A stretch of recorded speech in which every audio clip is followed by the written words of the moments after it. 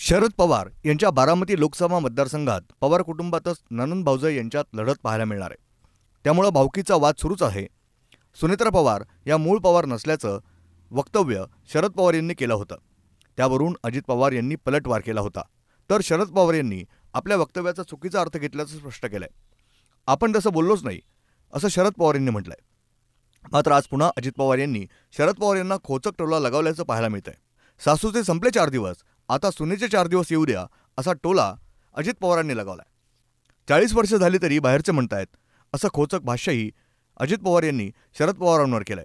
ही वडीलधारी जरा जुना काळ आठवत असेल तर त्यांना म्हणा, जुना काळ आता थोडा बाजूला ठेवा, आता नवीन काळ बघा। आता सासूचे 4 दिवस संपलेत, आता सुनेचे 4 दिवस येऊ द्या असं सांगताना असं म्हणा ना, फक्त सासू सासू सासू, मग सुनेने फक्त बघत बसायचं।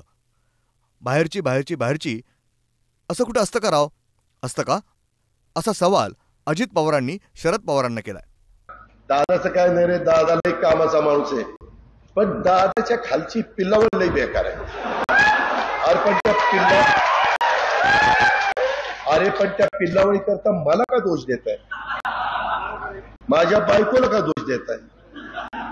तिला काय घोडं मारलंय? त्याकरता ग्रामपंचायतीच्या निवडणुकीत बघू त्या पिल्लावळीचं काय करायचंय। ती पिल्लावळ योग्य वाटत नसेल तर जिल्हा परिषद तालुका पंचायतीला बघू, किंवा इतर ज्या निवडणुका तुमच्या हातात आहेत। काही एवढ्यावर बापूराव संपलं नाही, टोपी टोपी। पण त्याकरता 7 तारखेला तुमच्या पवित्र मताची गरज घड्याळाला आहे, घड्याळाला आहे। तुम्ही आता गार्डी साहेब, तुम्ही पांडुरंगा, त्याच्या संदर्भात या सगळ्यांना जरा व्यवस्थित सांगा। काही वडीलधारे जरा जुना काळ आठवत असेल तर त्यांना म्हणत, जुना काळ आता थोडा बाजूला ठेवा, आता नवीन काळ बघा। आता सासूचे 4 दिवस संपलेत, आता सुनेचे 4 दिवस येऊ द्या असं सांगा ना। काय सासू सासू सासू, सुनेने काय नुसतं बघत बसायचं? बाहेरची बाहेरची बाहेरची असं कुठं असतं का? असतं का? आपण घरची लक्ष्मी म्हणून त्यांच्याकडे बघतो।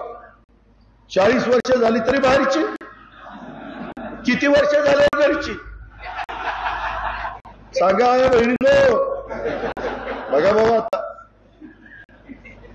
या सगळ्या गोष्टीचा विचार आपण त्या ठिकाणी केला पाहिजे। ब्युरो रिपोर्ट, न्यूज डेस्क, महानगराची लाईफलाईन, मेट्रो न्यूज।